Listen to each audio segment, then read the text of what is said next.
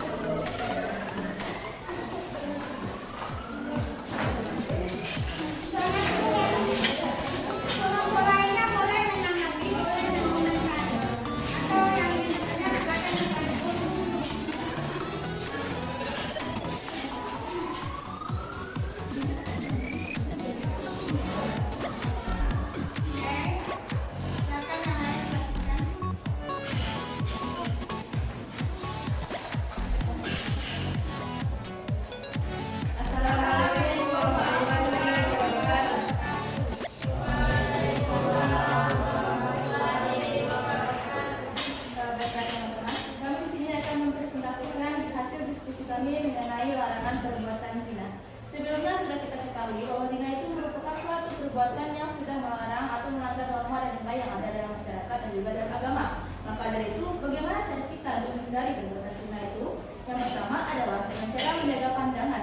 Yang kedua dengan cara menghindari situasi yang akan membawa kita kepada zina. Yang ketiga dengan menjaga diri dari pergaulan yang salah. Dan yang terakhir adalah dengan menjaga hati dan niat. Jadi teman-teman, kesimpulannya adalah zina itu bukan hanya menjaga diri dari hubungan fisik, tetapi juga menjaga diri dari batasan-batasan yang akan membawa kita kepada perbuatan zina itu sendiri. Seperti kita menjaga pergaulan dan tahu batas wajar kita. Maka dari itu, kita bisa menjaga fisik kita dan juga moral kita. Dan juga teman-teman, di sini kami memiliki poster yang dimana di sini dikatakan say no to zina, katakan tidak kepada zina.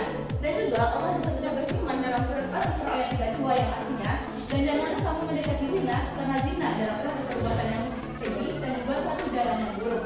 Dan mengapa zina dikatakan suatu perbuatan yang keji dan jalan yang buruk? Karena zina dapat membawa kita kepada atau dapat memberikan kita dampak-dampak yang negatif, teman-teman. Apa saja dampak dampaknya? Dampak yang sudah kami paparkan dalam nanti proyek yang sudah kami buat. Dampaknya yang pertama adalah dengan yaitu merusak keturunan. Yang kedua, mendorong perbuatan dosa besar. Yang ketiga, terjerat hukuman rajam. Yang keempat, menghancurkan masa depan. Dan yang kelima, menimbulkan penyakit kelamin. Baik teman-teman, hanya itu yang dapat kami sampaikan di hasil diskusi kali ini. Apakah dari teman-teman ada yang bertanya? Baik, jika memang tidak ada, sampai di sini saja. Jika ada salah kata dari kami mohon maaf. Kami akhiri. Assalamualaikum warahmatullahi wabarakatuh.